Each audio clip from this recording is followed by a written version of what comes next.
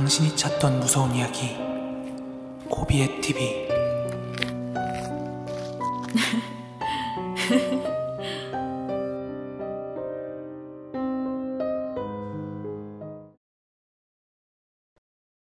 안녕하세요, 코비의 TV입니다.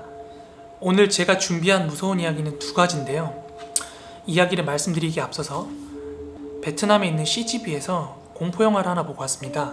일본 공포영화인데 이누나키 마을이라고, 일본에 유명한 공포 심령 스팟이 있어요. 이누나키 터널이라고. 그 심령 스팟이 워낙 유명하다 보니까 그 심령 스팟을 소재로 만든 무서운 영화였는데요.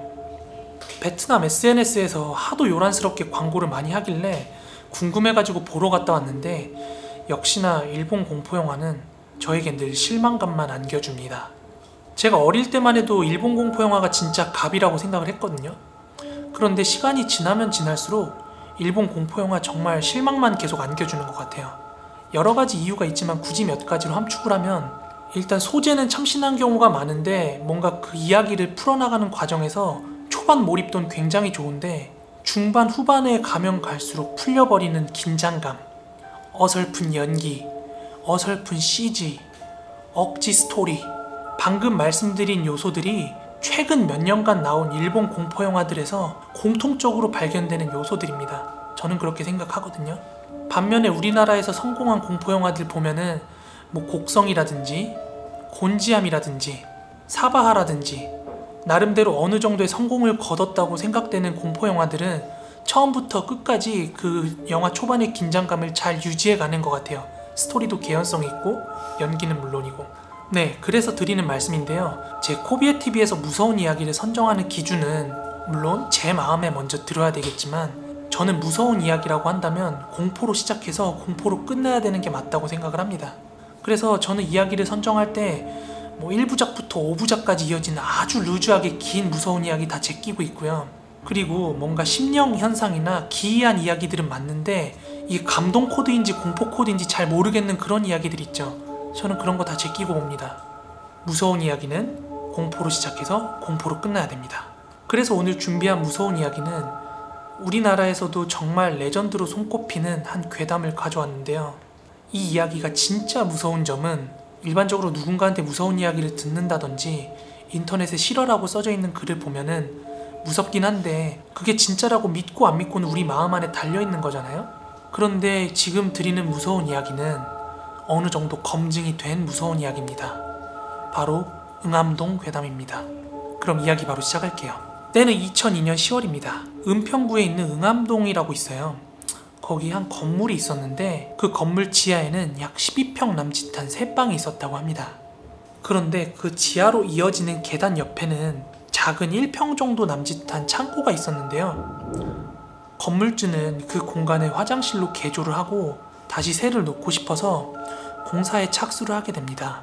그런데 이제 그곳에 새롭게 뭐 화장실이 들어오려고 하면은 수도도 깔리고 전기도 들어와야 되잖아요. 그래서 인부들이 드릴이나 공사 장비를 가져와서 그곳에 있는 콘크리트들을 파내기 시작합니다. 그런데 말이죠, 그 콘크리트가 일반적으로 공사할 때 발라지는 콘크리트도 두꺼운데 이게 너무 비정상적으로 콘크리트가 많이 두꺼웠다고 합니다. 그래서 인부들이 한참을 그 콘크리트를 파내려 가고 있는 와중에 이상한 냄새가 확 올라오더래요. 이게 뭐지 싶어서 인부들이 끝끝내 그 콘크리트를 파냈는데요. 그 콘크리트 아래에서는 미라화된 여성의 시신이 발견됐다고 합니다. 그런데 진짜 무서운 이야기는 지금부터인데요. 이 여성의 시신이 발견되기 이전 약 10여 년의 기간 동안 세입자들이 잇따라 자살을 한다든지 뭐 의문의 죽음을 당한다든지 아니면 교통사고, 건강했던 사람들이 갑자기 건강이 악화된다는 등 그런 의문의 사건 사고들이 연달아 발생하게 됩니다. 그런데 앞서서 이제 새빵이라고 설명을 드렸는데 이전에는 거기가 작은 공장으로 운영이 되었었다고 합니다.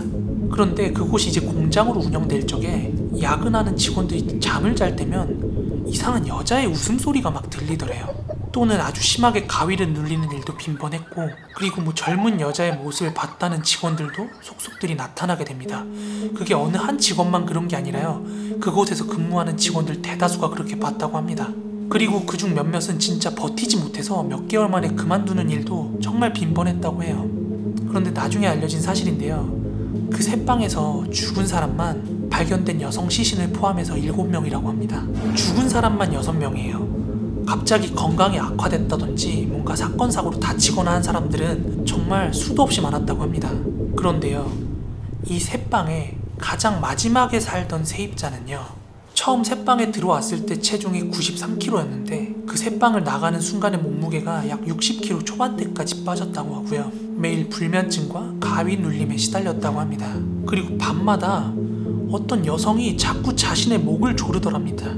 그리고 거울을 볼 때면 거울 뒤쪽에서 머리를 풀어헤친 여자를 막 목격하곤 했대요. 실제로요. 그래서 이 남성분께서 도저히 견디다 못해서 실제로 무당을 불러서 구슬하게 됩니다. 그런데요, 구슬하던 무당이 빙의가 됐는데요, 그 무당이 한 말이 진짜 소름이 돋습니다. 내가 이 건물에 있는 사람들 모두 다 저주할 거야. 무당이 뜻밖의 젊은 여성의 어떤 혼령에 빙의가 돼가지고 그 건물에 있는 사람들을 모두 죽여버리겠다고 그렇게 저주를 하더래요. 그래서 무당이 이야기를 하기를 지금 이 여성의 혼령과 한 때문에 여기 있었던 기존의 세입자들이 버티지 못하고 나간다든지 죽는다든지 하는 일이 계속 발생한 거고 앞으로도 계속 그럴 것이라고 얘기를 하더래요. 그렇게 마지막 세입자가 나간 뒤에 여러 가지 이제 소문이 돌고 하니까 건물주가 그곳을 새롭게 개조를 해가지고 임대를 하려고 공사를 하던 와중에 시신이 발견된 것입니다. 근데 이 응암동 괴담에 대한 다른 어떤 이야기에서는 마지막 세입자가 굿을 나서 머리를 두고 자는 방향 쪽에서 매일같이 그렇게 가위를 눌리고 무서운 현상을 경험했기 때문에 큰맘 먹고 일용직 근로자를 고용을 해서 그곳을 파냈더니 시신이 나왔다, 이렇게 이야기가 되어 있는데, 팩트는 건물주가 보수 공사를 하던 중에 시신이 발견된 것이고요. 시신이 나온다고 그대로 끝일까요? 경찰들이 이제 조사를 한 겁니다. 이후 이제 경찰 조사 끝에 실제로 그 범인이 잡혔다고 합니다. 이제 금전관계 때문에 말다툼을 하던 도중에 범인이 그 피해 여성을 이제 쇠파이프로 머리를 가격했는데 이게 잘못 맞아서 그 여성이 죽게 된 거고요. 그리고 그 여성을 그 콘크리트로 안매장을 한 겁니다. 그렇기 때문에 경찰들이 그 셋방에 새들었던 사람들이 이렇게 역추적해 나가는 과정에서 실제로 사람들이 그렇게 죽어나갔다는 게 또 밝혀지게 되고요. 실제로 집계된 사망자는 피해 여성을 포함해서 총 7명입니다. 그래서 저는 참 많은 무서운 이야기를 듣고 읽고 했지만 이 응암동 괴담에 대한 풀스토리를 읽고 나서는요, 이건 정말 어떻게 빼도 박도 못하게 검증이 됐잖아요. 너무 소름이 돋더라고요. 여러분들도 시간 나시면 응암동 괴담이라고 해서 한번 나중에 검색을 해보십시오. 원문이 나옵니다. 자, 그럼 바로 두 번째 이야기를 시작하겠습니다. 이 두 번째 이야기의 당사자를 그냥 편하게 친구라고 지칭을 할게요. 이 친구가 사는 지역에는 꽤 오래되고 유명한 철학관이 하나 있었다고 합니다. 그런데 무속인들이나 아니면 철학관에 계시는 그런 분들은 그 해의 구군 같은 것도 봐주잖아요. 뭐 예를 들면 그 나라의 운세죠. 우리나라의 운세가 올해 좋은지 나쁜지 뭐 이런 것도 가늠을 한다고 하는데, 뭔가 올해의 기운이 나쁘거나 안 좋고 이러면은 무료로 막 부적도 써주고 했대요, 그 오래된 철학관에서. 그런데 우리나라 사람들 공짜 좋아하잖아요. 그래서 사람들이 많이 가서 이제 부적도 받고 입소문이 많이 났다고 해요. 그런데 그 부적이 효과가 있다 없다 뭐 이런 거는 검증이 되지 않았다고 해요. 그런데 어느 날 그 친구의 어머니 아는 지인이 아들이 하나 있었다고 하는데요, 그 엄마가 부적을 철학관에서 받아다가 아들한테 이제 지갑에 넣고 다니라고, 항상 몸에 간직하고 다니라고 부적을 준 거예요. 그런데 그 아들내미의 친구가 지갑에 부적이 들어있는 걸 보고서 막 장난을 친 거예요. 야, 나 이거 부적 찢어도 되냐? 찢는다? 막 이러면서 찢네 마네 막 하면서 장난을 치다가 어떻게 그 부적이 많이 훼손이 됐대요. 그 부적이 완전히 찢어진 건 아닌데 약간 해졌다고 해야 되나? 뭔가 이렇게 부적이 되게 훼손이 많이 됐다고 합니다. 그런데요, 바로 그 다음 날입니다. 그 부적을 지니고 다니던 엄마 지인의 아들내미, 그 아들내미가 학교 앞에서 자전거를 타고 있었는데요, 아주 거대한 공사장 트럭 있죠, 그 버스만큼 큰 트럭 있잖아요. 그런 트럭이랑 부딪혀서 하반신 마비가 오게 됩니다. 완전히 되돌릴 수 없는 장애를 입은 거죠. 그 이야기를 듣고 그 친구가 너무 소름이 돋아가지고 그 철학관에서 주는 부적 절대 받아오지 말라고 여기저기 신신당부를 하고 다녔다고 합니다. 네, 두 번째 이야기는 좀 짧지만 여기까지입니다.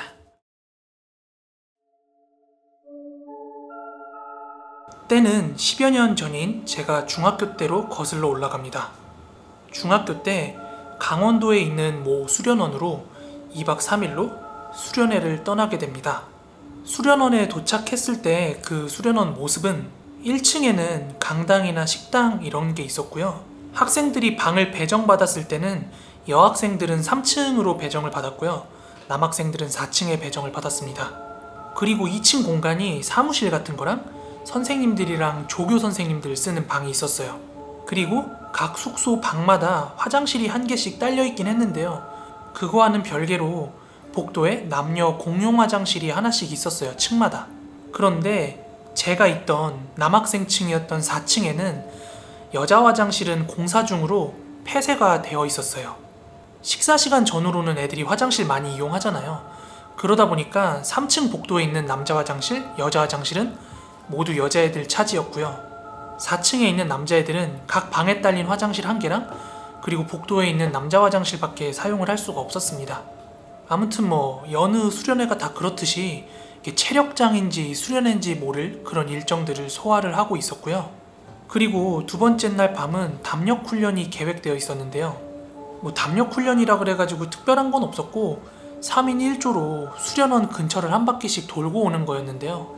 앞조가 걸어가는 게 먼 발치에서 보이고 애들이 뭔가에 놀라서 소리를 지르면 앞에서 다 들렸기 때문에 예측도 가능했고 놀래키는 사람이라고 해봤자 다 조교나 선생님일 거였기 때문에 담력 훈련이라 그래서 딱히 무섭지도 않았어요.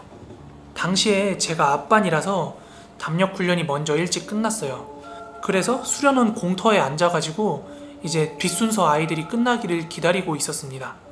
그런데 담력 훈련이라 그래가지고 아주 막 무서운 걸 기대를 했는데 별로 무섭지도 않고, 그래서 뒷반 아이들을 기다리고 있으면서 같이 있던 조교 선생님한테 무서운 이야기 좀 해달라고 했어요. 그런데 조교 선생님께서 아주 망설임도 없이 이거 정말 실화라고 하면서 무서운 이야기를 시작해 주시더라고요. 지금부터는 이 조교 선생님의 이야기인데요. 조교 선생님 본인이 이 수련원에서 근무하기 훨씬 이전이라서 정확히 언제인지는 모르겠지만 예전에 한 상업 여자고등학교에서 이 수련원으로 수련회를 온 적이 있었대요. 그 당시 대부분 중고등학교가 그랬듯이 그 학교에도 왕따를 당하는 여자아이가 하나 있었다고 하는데요. 하필이면 방이 배정될 때 일진 아이들과 그 왕따 아이가 같은 방으로 배정이 된 거예요. 그래서 따돌림을 당하던 그 여자아이는 학교에 있을 때보다 오히려 더 많은 괴롭힘도 당하고 자존심 상하는 일도 많이 겪었다고 합니다. 그리고 둘째 날이 되었는데요. 수련회 같은 데 가면 오전에 운동 프로그램 같은 거나 아니면 체조 같은 거 다 같이 진행을 하잖아요. 그런데 그 날라리 일진 학생이 왕따 친구한테 나 여기 방에서 잘 거니까 선생님들이 나 어딨냐고 물어보면 아파가지고 지금 화장실 갔다고 그렇게 얘기하라고 시킵니다. 그런데 담임 선생님이나 조교 선생님들이 인원 파악을 하다가 사람이 비거나 누가 없으면 누구 하나 콕 집어서 누구누구 어디 갔어? 이렇게 물어보지 않잖아요. 보통 아이들 전체한테 누구누구 어디 갔어? 누구누구 본 사람? 이런 식으로 물어보잖아요. 그렇게 선생님이 그 일진 아이가 어디 갔냐고 애들한테 물어봤는데 그 왕따 친구는 평소에 소심한 성격이다 보니까 머뭇머뭇거리다가 대답을 못했나 봐요. 그래서 아침 프로그램 이후에 그 일진 아이가 조교 선생님한테 발견이 돼가지고 선생님이랑 조교 선생님한테 굉장히 많이 혼났나 봐요. 그래서 그 일진 아이가 왕따 아이한테 굉장히 화가 많이 났나 봐요. 그날 점심 프로그램은 점심을 먹고 잠깐 휴식 시간을 가진 이후에 다 같이 수련원에서 가까운 산으로 등산을 가는 프로그램이 예정이 되어 있었는데요.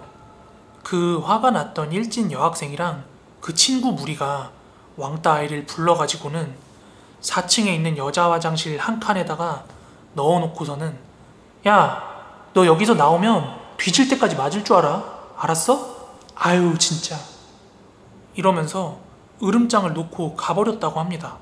그렇게 학생들 모두가 점심을 먹고 반별로 버스를 타고서는 근처에 있는 산으로 가서 등산 프로그램을 진행을 했고요. 프로그램이 끝나고 하산 이후에 버스 앞에 다 모여가지고 다시 인원 체크를 하고 있었는데요. 사람이 한 명이 비어서 출석 번호로 인원 체크를 하고 있는데 그 왕따 아이가 없더래요. 그때 일진 아이들은 뜨끔한 거죠. 설마 얘가 아직까지 화장실에 있을까? 이렇게 생각을 했죠. 내심 속으로는 얘가 사무실 같은 데 가 있거나 방으로 가 있거나 이러길 바랬던 것 같아요. 그리고 선생님이 얘 어디 갔는지 본 사람 이렇게 물은 대답에도 애들이 어떻게 대답을 할 수가 없었겠죠? 그렇게 조교 선생님이랑 담임 선생님은 애가 아직 산에 있을까 싶어가지고 등산로로 다시 올라가셨고, 나머지 학생들은 버스를 타고 먼저 숙소로 돌아왔습니다.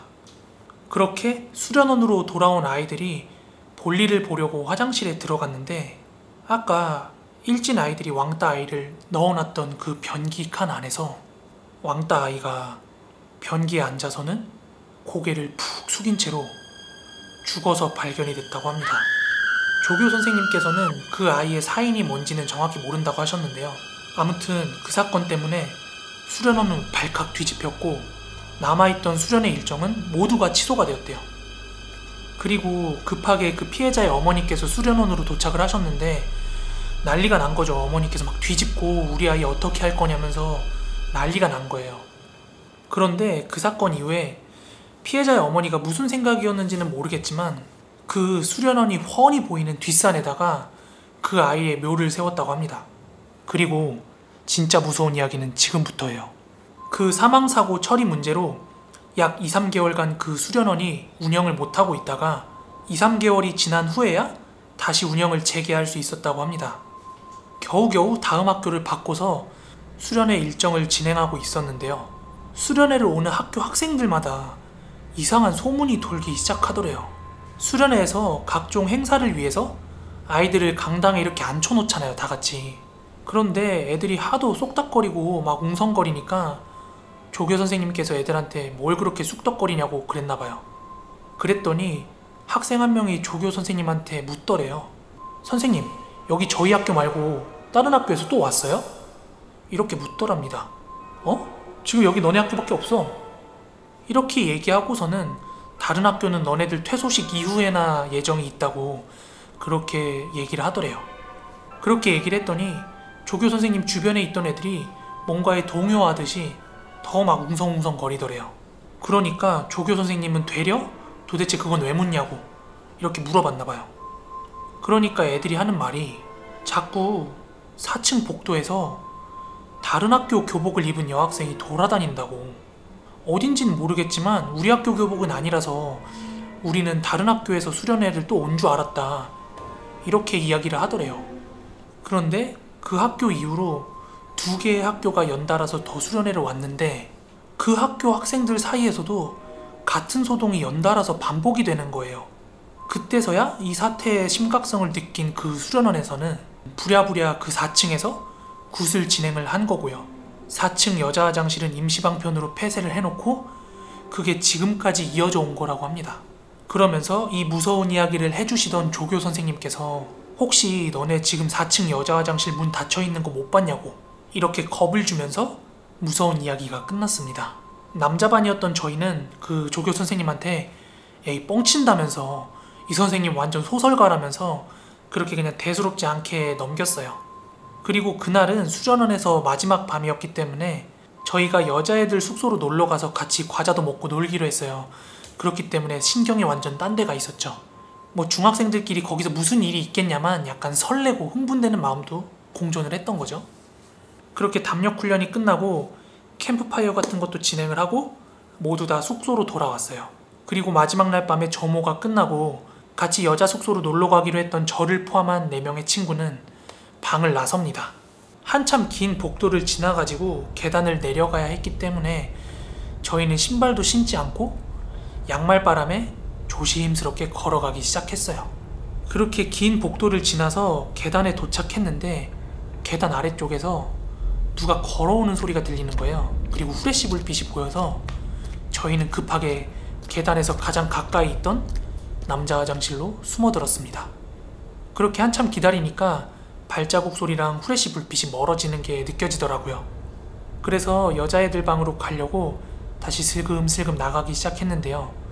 2명이 먼저 망을 보면서 나가기 시작했고 저랑 남은 1명은 뒤에서 그 아이들을 따라가기 시작했는데 그때 갑자기 제가 장난기가 발동을 해서 애들을 놀래켜 주려고 남자 화장실을 지나서 그 폐쇄되어 있는 여자 화장실 문을 똑똑 하고 노크를 했어요.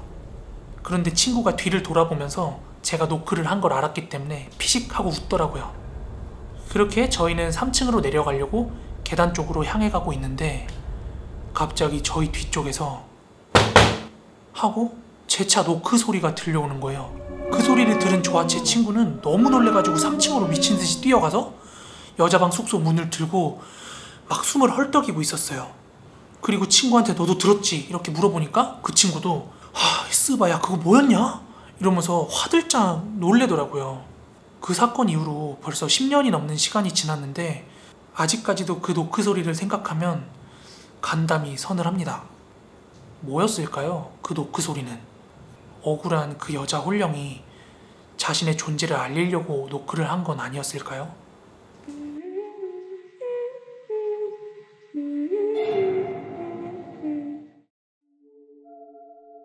제가 고등학교 시절에 서울에 있는 보광동에 살았어요.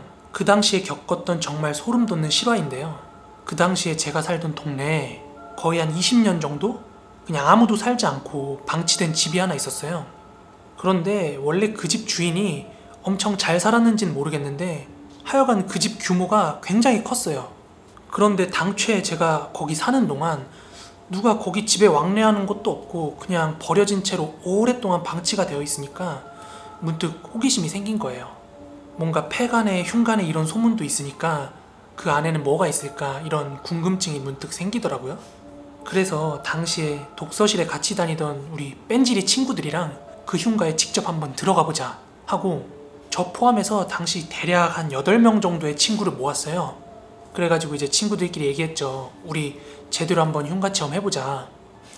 그래서 다 같이 주말 저녁에 그 흉가 앞에서 모이기로 합니다. 그렇게 며칠이 지났고 친구들이랑 약속한 토요일이 됐습니다. 그래서 흉가 체험을 하기로 약속했던 8명이 이제 그 흉가 앞에 다 이렇게 모였는데 그 당시에는 저나 제 친구들 다 고등학생이니까 약간 객기를 부린 거죠. 8명이 동시에 다 들어가면 하나도 안 무서울 것 같은 느낌이 드는 거예요. 너무 북적북적하니까. 그래서 4인 1조로 두 팀으로 나눠가지고 각 팀별로 그 안에 흉가를 체험하기로 합니다. 그래서 뭐 대댄지라고 하죠. 뭐 어느 지역은 엎었다 뒤집었다 뭐 이러는데 그렇게 해가지고 4명 짝을 만들었어요. 그렇게 친구들끼리 흉가 안으로 진입을 시도합니다. 그런데 이상한 일은 흉가에 들어가면서부터 바로 시작이 됩니다. 이제 먼저 들어가기로 한 선발대가 그 흉가에 진입을 하려고 문을 열려고 하는데 문이 진짜 꿈쩍을 안 하는 거예요. 그 문을 누가 억지로 안 열리게 하려고 잡고 있는 건지 뭔지 모르겠는데 문이 안 열리는 거예요.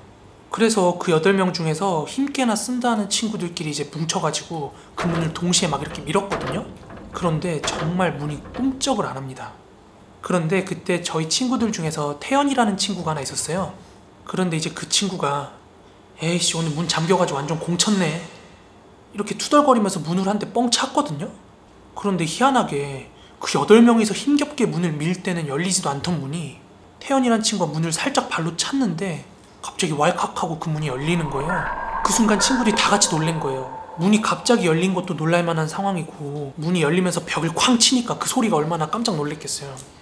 그때 그 순간 너무 놀래가지고 친구 4명 정도가 자기는 못 들어가겠다고 하면서 이제 돌아갔어요. 그 친구들이. 그래서 한번 끝까지 들어가 보자 하고 남은 친구는 저 포함해서 4명 있었어요. 그 태연이란 친구도 포함을 해서요. 아유 저 겁쟁이 새끼들 봐라. 야 우리끼리라도 가자. 이렇게 좀 객기를 부리면서 이제 머뭇거리는 친구들을 이제 이끌고 같이 조심스럽게 흉가로 들어갔습니다.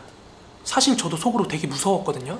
그런데 굳이 날 잡아갖고 여기까지 왔는데 되돌아가기가 싫어가지고 일단 칼 꺼냈으면 무라도 썰자 이러는 마음으로 들어갔어요.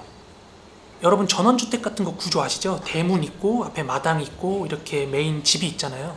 그 집도 그런 구조였긴 했는데 대문을 들어갔더니 진짜 엄청 넓은 거예요. 그 집이 굉장히 넓었어요. 심지어 그 집안 마당에 수영장까지 딸려 있었거든요. 그래서 친구들이랑 그 메인 흉가에 들어가기 전에 수영장에서 다 같이 이제 남자답게 오줌이나 한번 싸고 가자 그렇게 얘기를 했고 다 같이 이제 일렬로 서가지고 풀장 앞에서 지퍼를 내리고 오줌을 싸기 시작하는데요. 이유는 모르겠는데 갑자기 소변을 보다 말고 친구 2명이 미친듯이 문 밖으로 갑자기 도망 나가는 거예요. 와, 완전 그때 심장 떨어질 뻔했던 게 갑자기 오줌 싸다마고 애들이 무슨 실성한 듯이 갑자기 문 밖으로 달려나가니까 애들이 뭘 봤는지 뭘 느꼈는지 설명도 안 한 채로 그렇게 달려나가니까 저도 얼마나 놀랬겠어요. 놀래가지고 손에 소변까지 다 묻고 그렇게 결국에는 그 태연이란 친구랑 저 둘만 남았거든요. 아씨 놀래라 야. 그나저나 우린 어떡하냐. 어떡하긴 뭘 어떡해. 일단 들어가야지 뭐. 그렇게 이제 마당을 가로질러서 흉가 메인 건물 앞으로 진입을 합니다. 그렇게 둘이서 메인 흉가의 문을 열고 안쪽을 들여다보려고 한 걸음 한 걸음 제 발걸음을 옮기기 시작했어요. 그런데 이상하게 그 순간부터 제 목덜미 쪽 있죠. 목덜미가 미친듯이 막 그 뻐근한 느낌이 확 몰려오는 거예요. 그런데 그 순간 바람이 엄청나게 강하게 불더니 대문이 쾅 하고 닫혀버리는 거예요. 정말 그때를 되돌려보면 농담이 아니라 뭐 저도 모르게 뭐 계산할 것도 없이 본능적으로 그냥 문 열고 막 뛰쳐나왔어요, 밖으로. 그런데 다시 한번 문이 쾅 닫혔어요. 그러니까 그 흉가 안에는 지금 이제 제 친구 태연이만 남아있던 상황이었거든요. 그런데 저도 너무 놀래가지고 당장이라도 집으로 뛰쳐가고 싶었거든요. 그런데 남아있는 친구들이 좀 있었다면은 저 먼저 간다고 하고 왔을 수도 있겠는데 이제 태연이랑 저밖에 없잖아요. 너무 속으로 많이 쫄렸지만 그 문 앞에서 태연이를 기다렸어요. 태연이도 뭔가 지가 겁이 났으면 나왔을 텐데 안 나오고 있으니까 뭔가 혼자 아내를 둘러보고 있나 싶어서 밖에서 그냥 두고 보면서 기다렸어요. 그런데 10분, 20분, 30분이 지나도 태연이가 나올 생각을 안 하는 거예요. 그래가지고 들어가긴 무섭고 그냥 문 밖에서 태연아! 태연아! 하고 불렀는데도 뭐 안에서 반응이나 대답도 없는 거예요. 그래서 태연이한테 뭔가 안 좋은 일이 생겼나 싶어서 들어가야 되나 말아야 되나 막 고민을 하고 있을 찰나에 문이 끼익 하고 열리더라고요.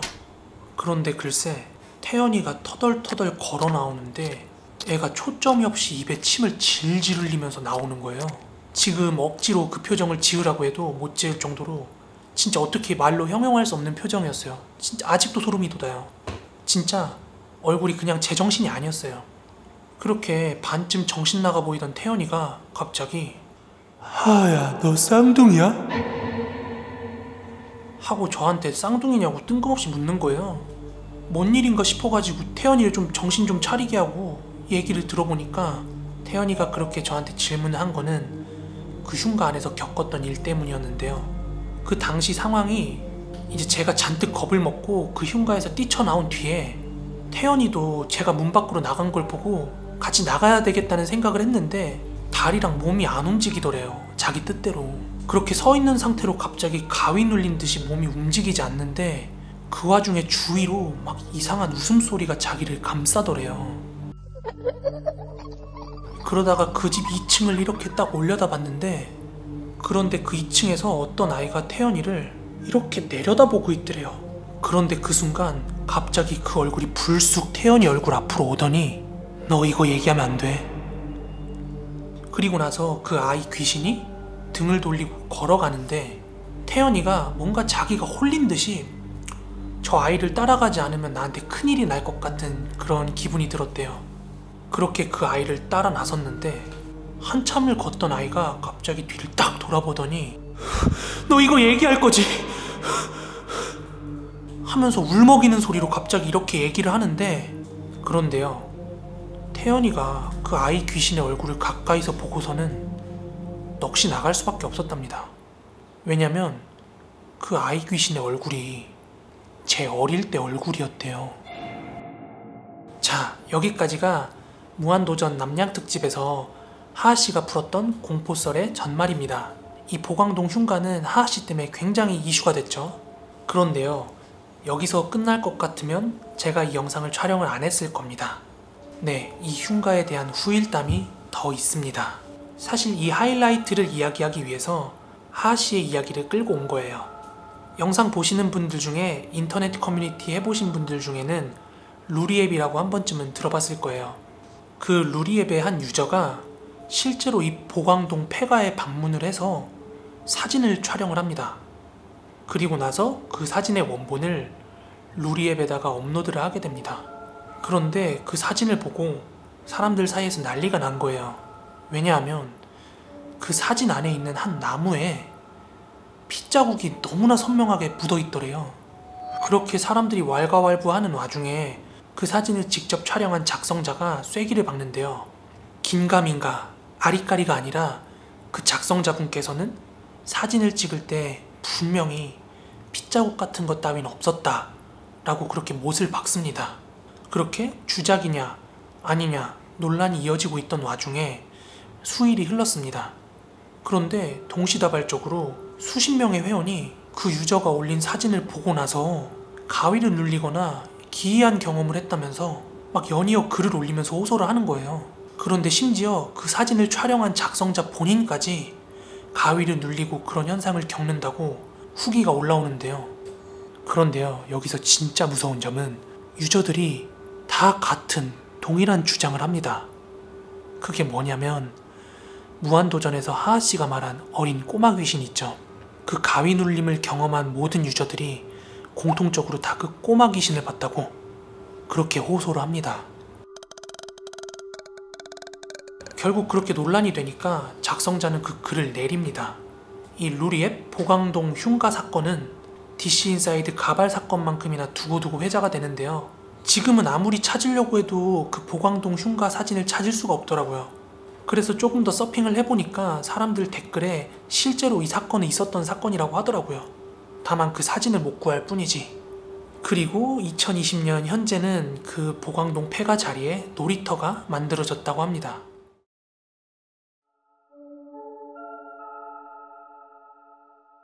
때는 2004년, 제가 대학교 1학년 때 일입니다. 제가 고등학교 시절 3년 동안 이악 물고 입시 준비를 하면서 꼭 대학을 가면 해보고 싶었던 게 있었어요. 그건 바로 제 두 다리로 하는 도보 여행이었습니다. 고등학교 때는 어리기도 했고 공부하느라 시간이 워낙 없었죠. 그리고 대학교 입학 전에는 겨울 시즌이다 보니까 도보 여행에 적절치 않은 계절이었어요. 그래서 저는 대학교 신입생 때 1학기 종강 후에 도보 여행을 계획하게 됩니다. 당시 아주 큰 배낭에 옷이랑 속옷, 손전등, 기타 등등 여행하면서 필요한 것들을 좀 챙겼고요. 그리고 지갑에는 약간의 현금을 챙겼습니다. 그렇게 저는 제가 살던 수원 팔달구부터 대한민국 육지의 끝인 부산을 한번 찍고 오자 이렇게 마음을 먹고 도보 여행을 출발하게 됩니다. 그때는 젊은 날의 패기로 이것저것 따지지 않고 길이 보이는 곳으로 무작정 걸었어요.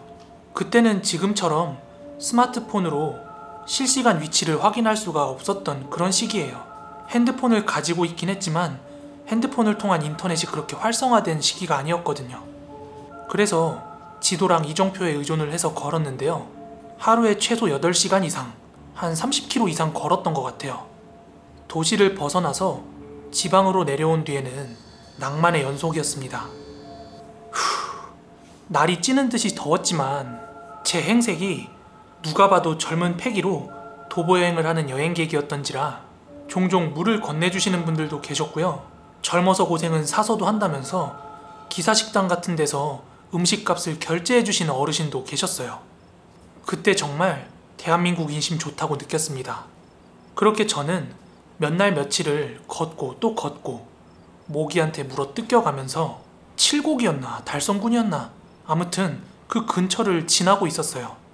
그날은 유독 날이 더웠고 계속해서 밤에 자면서 모기한테 시달렸던지라 읍내에 있는 목욕탕에서 시원하게 씻고 한숨 푹 자고 일어났습니다. 그렇게 해가 진 뒤에야 걷기 시작했어요. 정처 없이 늦은 밤까지 걷게 되었고요. 어느 한 국도를 지나게 되었습니다.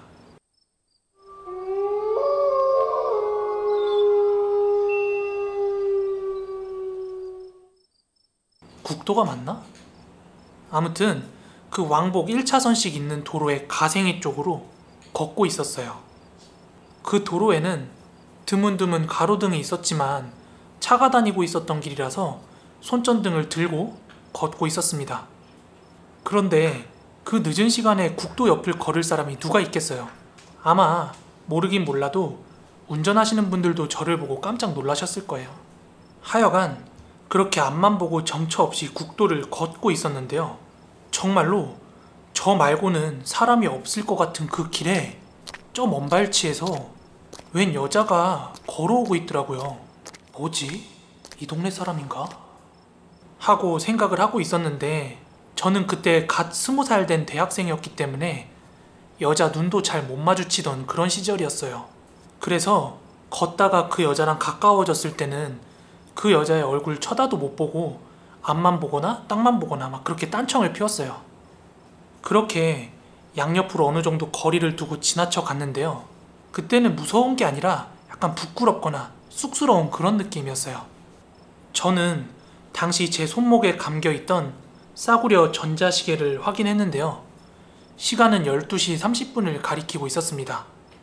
저녁을 먹고 시간이 한참 지났고 계속해서 걷다 보니까 또 출출해 오더라고요. 그래서 가방에 있던 자유시간을 꺼내가지고 하나 뜯어먹으면서 걷고 있었어요. 그렇게 초코바를 씹으면서 걷고 있는데 저 멀리에서 또 사람이 걸어오는 거예요. 그런데 실루엣이 여자더라고요. 이상하잖아요. 그 늦은 밤에 여자 혼자 국도를 걷는다는 게요. 보니까 또 여행객의 복장은 아니었거든요. 제가 걸으면 걸을수록 저 먼 발치에 서 있는 여성의 전신이 점점 또렷해지기 시작했는데 낯이 익는 것을 넘어서 아까 그 여잔데? 하는 생각이 들더라고요. 그렇게 그 여성과의 거리는 점점 가까워지고 있었고 그때 저는 가로등 아래를 지나고 있었거든요. 어느덧 코앞까지 가까워져서 서로 지나칠 때쯤 갑자기 여자가 입꼬리를 씩 올리면서 지나가는 거예요. 그것도 굉장히 소름 돋게 말이에요. 저는 방금 저를 지나쳐간 그 여자가 사람인지 귀신인지 헷갈리더라고요. 그런데 그게 사람이든 귀신이든 그 시간에 그런 상황을 마주하고 멀쩡할 사람들이 있어요? 아마 다 무서울 거예요. 저도 굉장히 무섭고 긴장이 되더라고요. 그래서 얼른 이 길을 벗어나서 불 켜진 편의점이 있는 데라도 나가자 이런 생각으로 빠른 걸음으로 걷기 시작했습니다. 또한 제발 다시 한번 그 여자가 내 앞에 나타나지 않기를 그렇게 바라는 마음으로 걷고 있었는데요. 제 옆으로 아주 간간히 차가 한 대 정도 지나갈 뿐이었지 그 여성의 모습은 보이지 않았어요. 그리고 한동안 그렇게 그 여자가 안 보이고 나니까 뭐 사람이었구나, 내가 너무 예민했구나 이렇게 생각을 하고 당시 계속 걷고 있었기 때문에 신발끈이 헐렁헐렁해져가지고 신발끈을 다시 매려고 이렇게 쭈그려 앉았어요. 그리고 쭈그리고 앉은 상태에서 신발끈 매듭을 정렬하고 자연스럽게 주변을 이렇게 둘러봤는데 제가 걸어온 길 뒤쪽 방향에서 여자가 미친듯이 몸을 흔들면서 막 뛰어오는 거예요. 그 모습에 너무 놀라서 뒤도 안 돌아보고 미친듯이 달려서 도망갔어요. 귀신이 아니고서야 어떤 여자가 그 밤중에 그러고 뛰겠어요. 설령 그게 사람이었다고 하더라도 뭔가 잡히면 죽을 것 같다는 그런 느낌 있잖아요. 본능적으로 그런 생각이 확 드는 거예요. 그리고 정말 밝은 곳이 나올 때까지 미친듯이 뛰었습니다. 그 국도를 벗어난 뒤에도 저는 날이 밝을 때까지 잠을 잘 수가 없었습니다.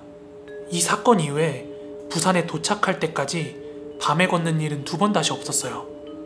또한 지금까지도 그게 그냥 단순히 동네 미친년이었는지 진짜 귀신이었는지 딱 잘라 단정 지을 순 없지만 정황만으로 봤을 때 저는 귀신이 본 게 맞구나 이렇게 믿고 있습니다.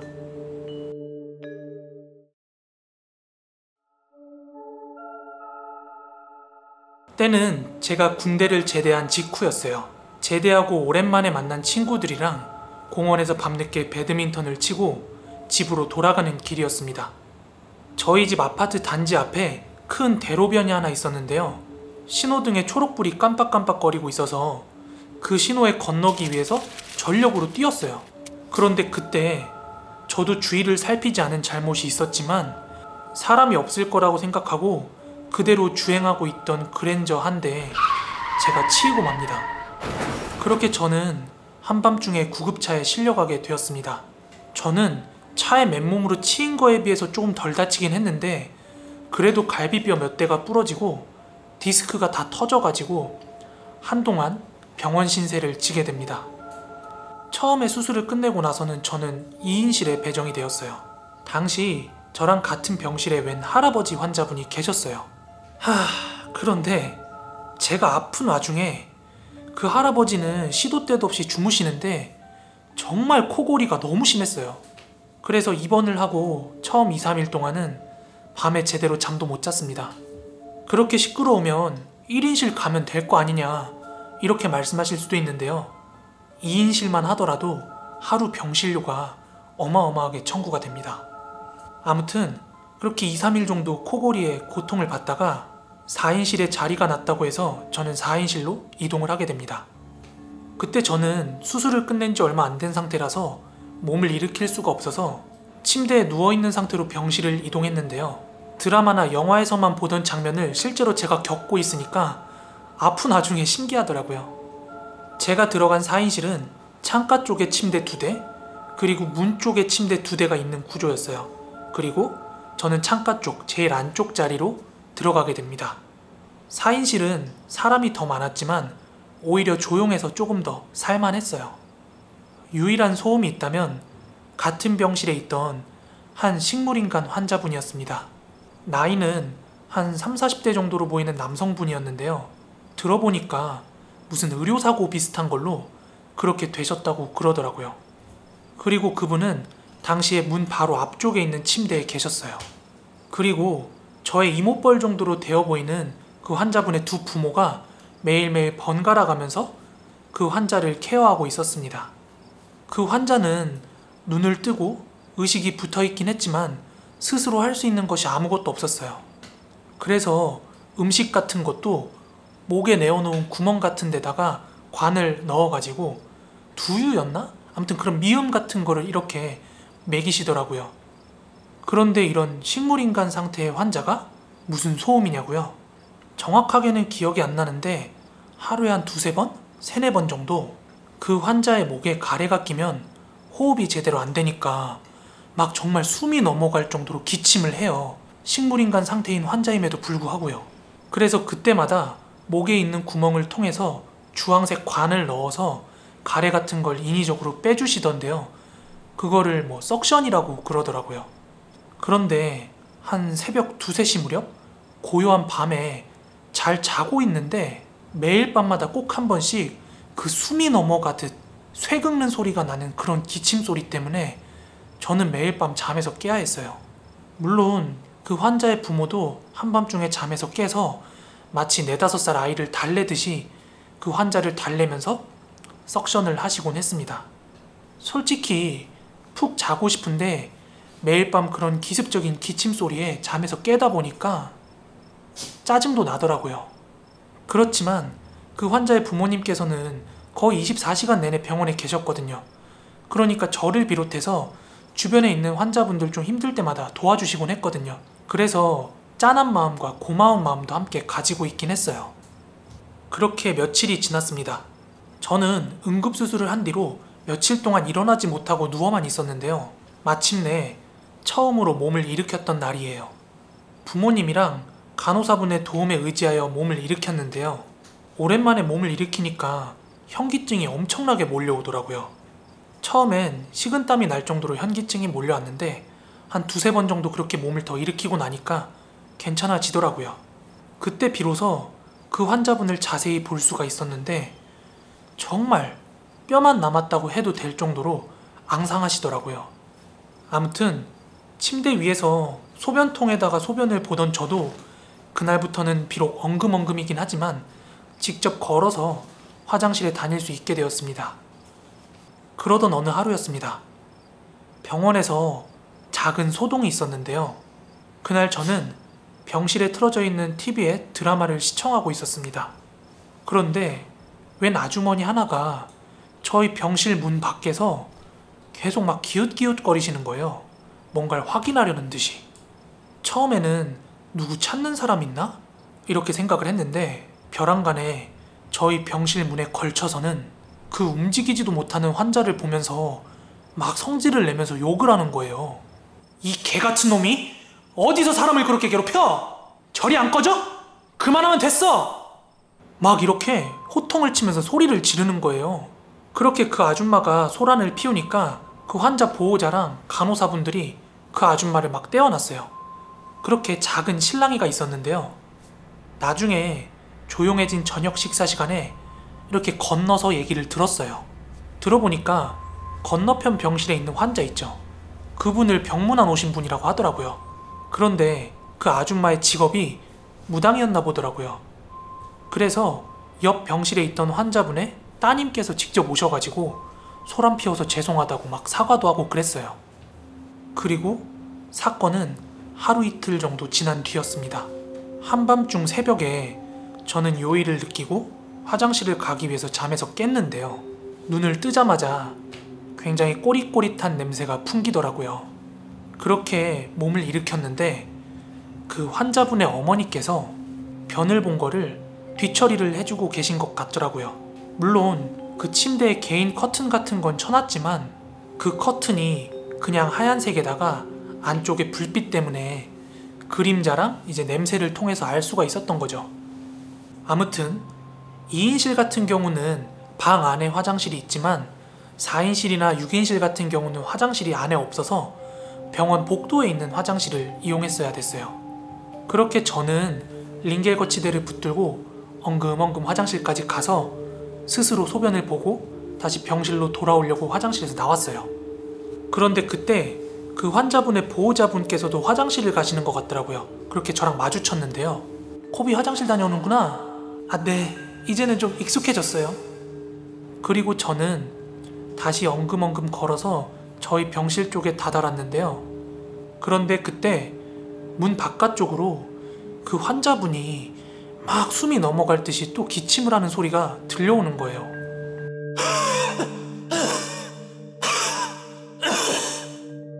그리고 제 시야가 병실 안쪽을 보게 되었을 때는 정말 충격적인 장면을 보고야 맙니다. 웬 남자 하나가 그 환자의 배 위에 올라타서는 얼굴을 아주 가까이 마주댄 채로 목을 조르고 있는 거예요.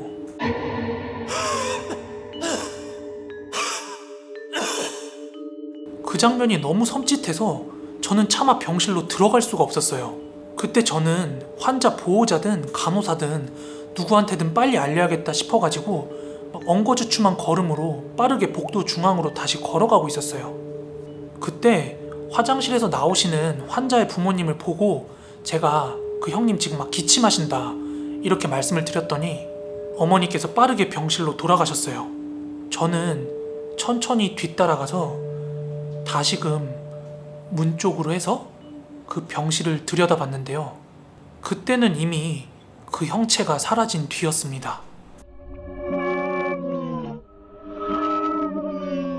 너무 무섭지만 동시에 제가 계속 서 있는 거에 부담을 느끼고 있어가지고 마지못해서 병실로 들어가서 제 침대에 누웠어요. 그날은 차마 잠이 오지 않아서 누워있는 채로 아이패드를 막 만지작거리고 있었는데요. 그때 그 이틀 전에 소동이 떠오르는 거예요. 그 병문안 왔던 무당 아줌마가 그 환자분을 보고 막 욕하고 호통을 친 건 그 환자분한테 그런 게 아니라 그 위에 있던 남자의 형태한테 그랬던 게 아닐까 그런 생각이 들더라고요. 그렇게 저는 약 10일 정도 더 있다가 퇴원을 했는데요. 퇴원하기 전까지 매일 밤 그 기침 소리를 들을 때마다 혹시나 귀신이 있는 건 아닐지 마음을 졸이곤 했습니다. 지금 저는 완전히 다 나아서 몸 건강히 잘 지내지만 도대체 그 환자한테 어떤 사연이 있길래 그랬던 건지 아직도 궁금하기만 합니다.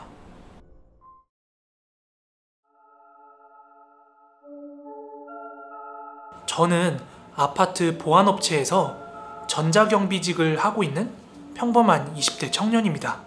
보통 지어진 지 오래된 옛날 아파트 같은 경우에는 아파트의 각 동마다 경비원분들이 한 분씩 계셨죠. 하지만 제가 근무하고 있는 신축 아파트 같은 경우는 예전에 있던 건물 사유지 등을 밀어버리고 새롭게 지어진 곳이라고 해요. 그래서 2명씩 짝을 지어서 총 6명이 로테이션 근무를 하고 있었는데요. 이틀은 주간 근무, 또 이틀은 야간 근무, 그리고 이틀은 쉬고, 이런 방식이었습니다. 그런데 원래 사람이 생활 패턴이나 바이오리듬이라는 게 있잖아요. 그래서 보통은 주간이면 주간에만, 또는 야간이면 야간에만 이렇게 일을 하는 게 보통인데, 저희 같은 경우는 주간에 일하다가 또 야간에 일하다가 이렇게 생활 패턴이 자주 바뀌는 일을 하다 보니까 몸 상태가 처음에 일을 시작할 때보다는 확실히 힘도 많이 빠지고 지치더라고요. 그러던 어느 하루였어요. 일을 시작한 지 1달 정도 돼서 어떻게 일이 굴러가는지 알게 되었을 때쯤이었어요. 그날 근무는 주간 근무에서 야간 근무로 넘어가는 날이었어요. 보통 야간 근무 때는 총 4번의 순찰을 돌아요. 저녁 8시에 불을 켜고 순찰을 한번 돌고요. 그리고 저녁 10시에 순찰, 새벽 4시에 불을 끄면서 마무리하면서 순찰, 그리고 아침 7시에 한번 순찰, 이렇게 총 4번이요. 지금부터 말씀드릴 것은 새벽 4시 타임에 순찰을 돌면서 생긴 일입니다. 새벽 1, 2시쯤에는 그래도 집에 늦게 귀가하는 사람들이 1, 2명 있기 마련인데, 새벽 4시에는 아파트 단지 내에 거의 사람이 없다고 보시면 됩니다. 그래서 그날 저는 새벽 4시 타임에 무선 이어폰을 끼고 노래를 들으면서 순찰을 돌기 시작했어요.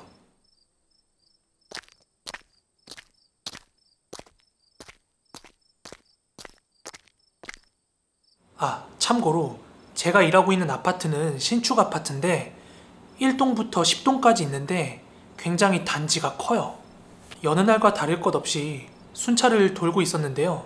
밤이 되면 단지들이 굉장히 깜깜하고 순찰을 다 도는 데만도 1시간에서 약 1시간 반 가까이가 걸려요. 그 정도로 규모가 커요. 그래서 절차대로 차근차근 1동부터 8동까지 순찰을 마쳤고 이제 2개 동만 더 돌면 되는 상황이었어요. 그래서 저는 이제 2개 동만 더 돌면 쉴 수 있겠다 이런 생각에 이어폰의 볼륨을 조금 더 키우고 마저 순찰을 돌기 시작했어요. 그렇게 저는 9동으로 진입을 하고 있었는데요. 그런데 9동 앞에 있는 놀이터 그네 쪽에서 뭔가 어린 아이들의 조곤조곤 대는 소리 있죠. 그런 소리가 들리는 거예요.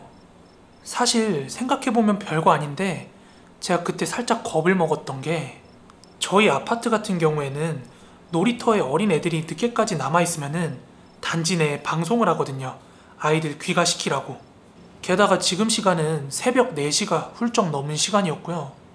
그리고 하나 더 소름 돋는 점은 제가 무선 이어폰을 끼고 노래를 들으면서 순찰을 하고 있었는데 그 조곤조곤거리는 소리가 이어폰 소리를 뚫고 제 귀에 들렸다는 거잖아요.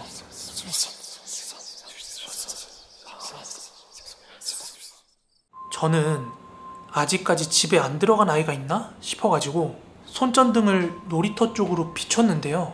그런데 거기에는 대략 한 10살에서 11살 정도로 되어 보이는 여자아이가 그네를 서서 타고 있더라고요. 그런데 머리카락이 워낙 길기도 길고 그 아이의 얼굴 형태가 뚜렷하게 보이진 않는 거예요.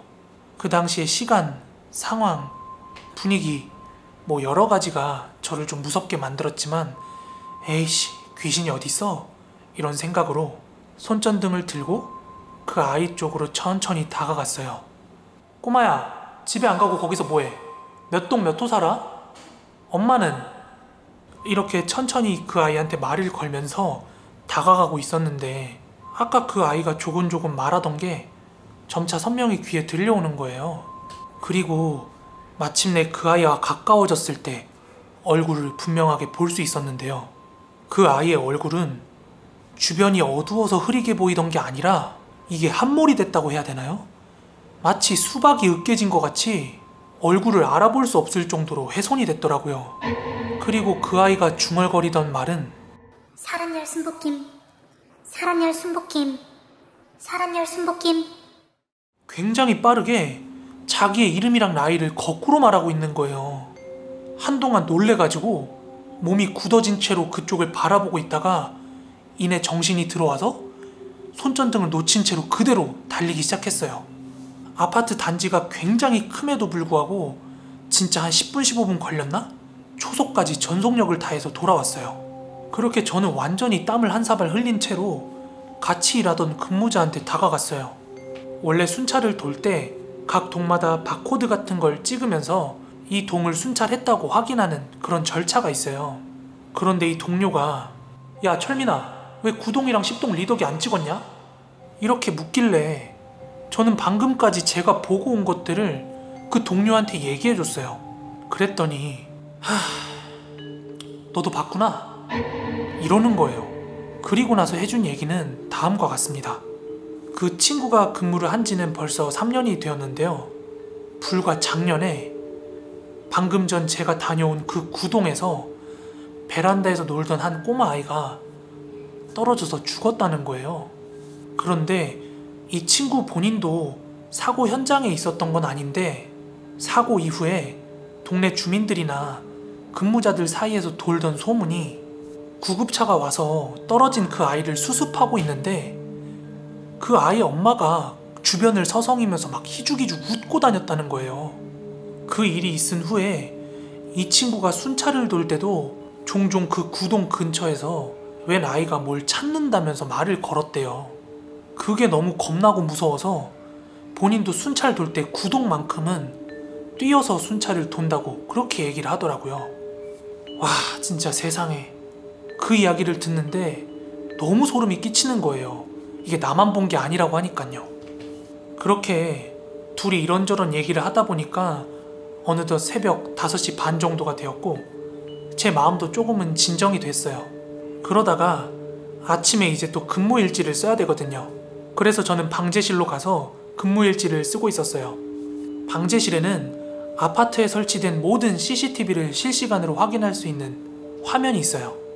물론 모든 동의 놀이터까지 볼 수 있었죠.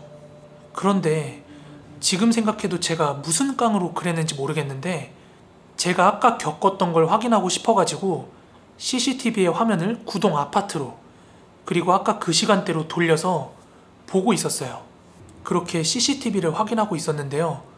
놀이터에는 당연히 그 시간대 사람이라고는 한 명도 없었는데 갑자기 그네가 천천히 막 흔들리기 시작하는 거예요. 게다가 혼자서 흔들리는 그 그네 쪽으로 손전등을 비치며 다가가다가 화들짝 놀래서 도망가는 제 모습이 찍혀 있더라고요. 진짜 어처구니가 없어서 말이 안 나오는 거예요. 그렇게 한참 멍 때리면서 그 장면을 여러 번 돌려봤어요. 도대체 내가 그 밤중에 뭘 보고 뭘 한 건가 싶더라고요. 아무튼 근무 일지를 마저 쓰고 다시 CCTV 화면을 원래대로 복귀하려고 하는데 그 순간 그 구동 CCTV 마지막 화면에서 검정색 물체가 확 지나가는 거예요. 이 일이 있고 나서부터는 저 역시도 구동을 순찰할 때는 빠르게 뛰어서 건너뛰곤 합니다. 현재도 업무는 진행 중이고요. 일을 그만둬야 할까 고민 중입니다.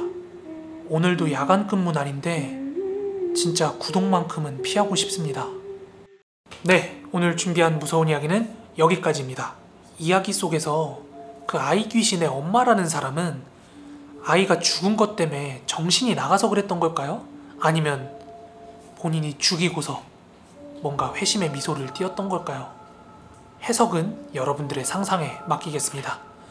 그럼 오늘도 끝까지 들어주셔서 너무 감사하고요. 저는 다음에 더 무서운 이야기로 찾아오도록 하겠습니다. 마지막으로 좋아요, 구독하기 한 번씩만 부탁드리고요. 오늘도 좋은 밤, 좋은 아침 되세요. 그럼 다음에 인사드릴게요. 감사합니다.